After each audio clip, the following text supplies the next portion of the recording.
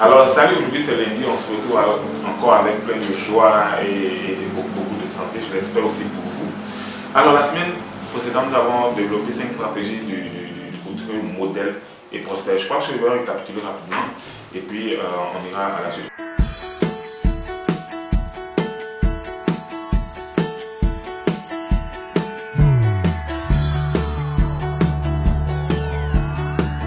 Le premier point que j'avais développé en tant que couturier, en tant que styliste, c'est de faire ses preuves. Faire ses preuves dans notre domaine, c'est de savoir que vous êtes bon dans ce que vous faites, prouver que vous savez faire ce que vous voulez faire et vous-même en tant que couturier, ça vous légitime. Alors donc faites vos preuves, faites des défilés, montrez-nous ce que vous avez montré aux gens, montrez à vos clients, montrez au monde entier ce que vous savez faire. Alors la deuxième chose, c'était de savoir faire.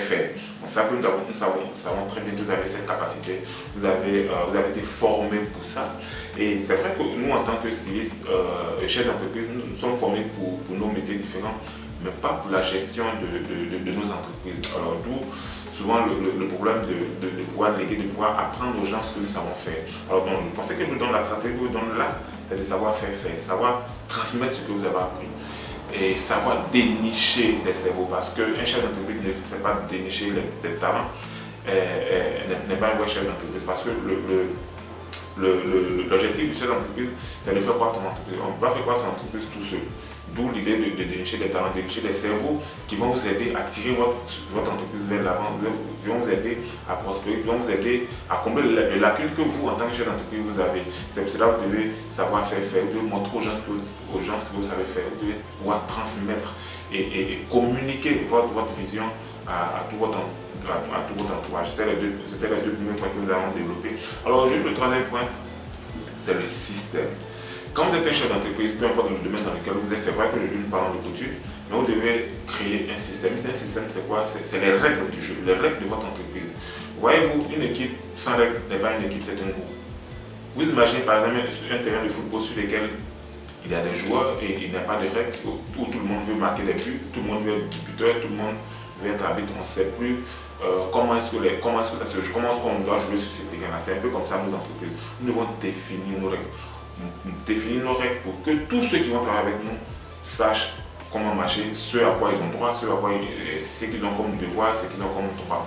C'est cela l'importance du business. Et généralement, je crois pas mal de stylistes qui se plaignent du fait que les collaborateurs ne suivent pas ce qu'ils veulent, les collaborateurs passent leur temps à se faire des palades, les collaborateurs passent leur temps à ne pas être productif. Pourquoi? C'est dû au fait qu'au départ de nos entreprises, nous n'avons pas créé ce système-là, nous n'avons pas donné des objectifs à chacun de nos collaborateurs. Nous n'avons pas tracé la ligne à suivre, nous n'avons pas créé ce système-là. Et ce système-là, vous devez vous atteler à le créer. Parce que, comme je dis, un match sans système, sans arbitrage, sans règle du jeu n'est pas un match, ça sera une jeune. Et c'est dommage, mais c'est ce que je rencontre généralement dans les entreprises que je visite où j'essaie par exemple de coacher ces différents chefs d'entreprise. Donc créez votre système, créez votre façon de prendre vos commandes, créez votre façon de recevoir vos clients, créez votre façon de valider les commandes, créez votre façon d'embaucher de nouveaux salariés, créez votre façon par exemple d'intégration. Vous savez qu'avant même d'intégrer un couturier dans votre système, il faut déjà avoir un process, le former, lui faire comprendre les objectifs de l'entreprise, lui faire comprendre comment se tenir dans cette entreprise-là, lui faire avoir, comment on va dire ça même, une identité, comprendre l'identité de cette entreprise-là. Et vous allez voir que cette personne-là, quand vous allez l'intégrer, il ne va pas être comme un électron libre dans votre système. Il va rentrer dans le moule et vous, en tant que chef d'entreprise, vous serez plus free, vous serez plus libre et l'entreprise va pouvoir couler dessus, va pouvoir prospérer, va pouvoir produire ou c'est le service, va pouvoir faire ces services-là, ces différents services-là sans souci. Et donc, attelez-vous à créer votre système. C'est très important. C'est vrai que ce n'est pas seulement que nous, en tant que stylistes, avons ces lacunes. Il y a pas mal de grandes entreprises que j'ai visitées, dans lesquelles, c'est vrai, il y a des systèmes qui sont créés sur papier, mais de façon pratique, les gens ne rentrent pas dans ces systèmes-là. Les gens ne mettent pas ces systèmes-là en pratique. Et d'où ces désordres dans pas mal d'entreprises africaines que j'ai pu visiter, pas seulement dans notre domaine. Et donc, attelez-vous à créer ces systèmes-là. Vous allez voir que vous, en tant que chef d'entreprise, vous allez être libre. 2, les gens seront plus productifs. 3, les gens sauront plus ou moins pourquoi ils sont dans cette entreprise-là, quels sont leurs objectifs à atteindre et quel est le plan de carrière dans votre entreprise. Donc, créer ce système-là. Asseyez-vous, mettez tout à plat. Vous pouvez créer ce système-là avec vos employés, avec vos collaborateurs, parce que, comme je l'ai dit, vous ne pouvez pas évoluer seul. Aujourd'hui, les entreprises sont complexes.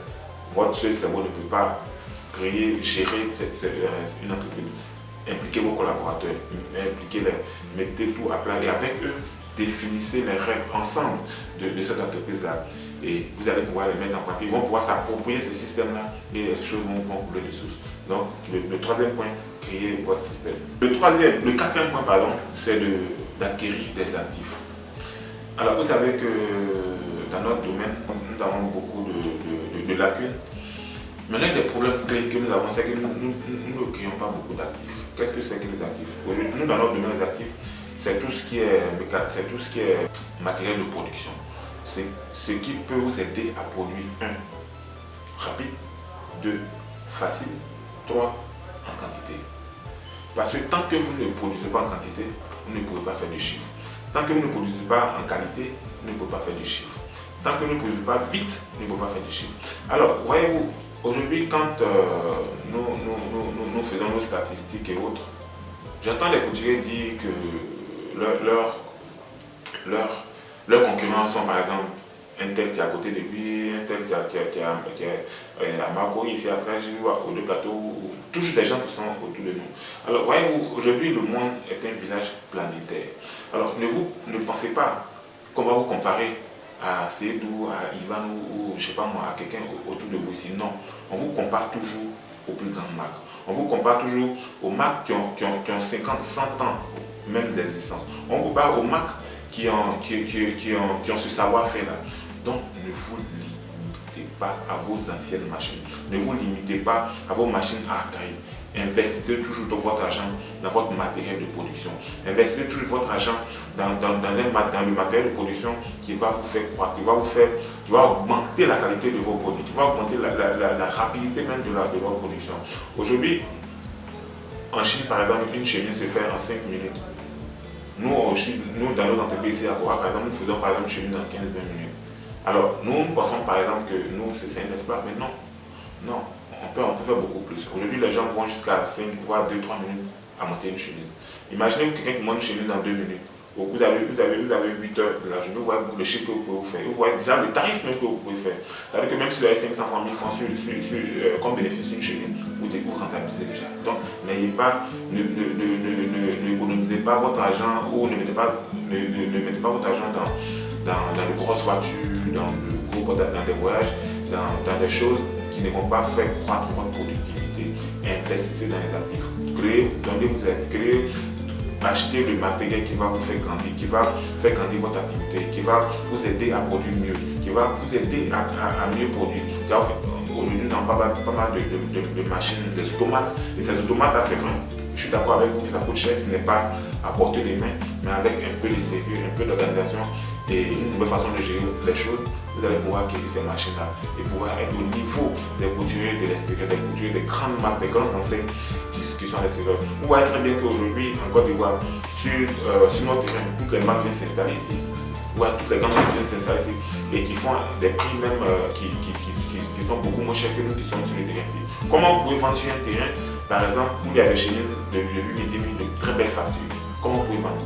Vous pouvez vendre au moment où vous allez pouvoir vous-même produire beaucoup, produire avec la qualité qu'il faut et avec des qualités standards. Je vais dire, aujourd'hui, nous aussi nous vendons en Europe, nous vendons partout, en Europe, aux États-Unis, comme en Afrique, ici, dans la sous-région. Et nous devons toujours standardiser, chercher à standardiser nos produits. Ne pas chercher à standardiser nos produits si nous n'avons pas le matériel qu'il faut, si nous n'avons pas les outils qu'il faut, si nous n'avons pas le système de production qu'il faut. Alors donc, le quatrième point, c'est ça, investissez dans les actifs. Investissez dans votre production, investissez dans les machines. C'est de ça que vous avez besoin aujourd'hui. Pourquoi? Ne pensez pas que vous allez rester avec vos vieilles machines archaïques là et pouvoir faire des chiffres. Ne pensez pas que vous allez rester avec ces machines là et pouvoir faire des chemises ou des vêtements de belle fabrique. Ce n'est pas possible. Aujourd'hui, il y a des automates pour tout type de points, pour tout type de couture, pour tout type de valeur de couture. Donc essayez un temps soit peu d'investir dans ces machines là, d'investir dans ces automates là. Vous allez voir que vos produits que vous allez produire déjà non seulement seront moins chers, seront de qualité et seront en quantité. Et je pense que c'est là, c'est seulement à partir de là que vous allez commencer à faire du chiffre. Alors beaucoup de succès dans vos entreprises.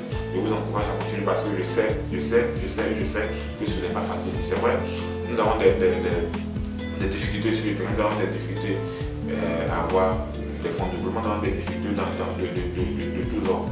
Mais je vous encourage à continuer parce que vous avez choisi ce métier et vous avez déjà fait le grand pas qui est de vous installer, qui est de créer une entreprise. Vous n'êtes plus un salarié. Donc pensez smart, pensez chef d'entreprise, rentabilisez tout ce que vous gagnez, rentabilisez votre argent.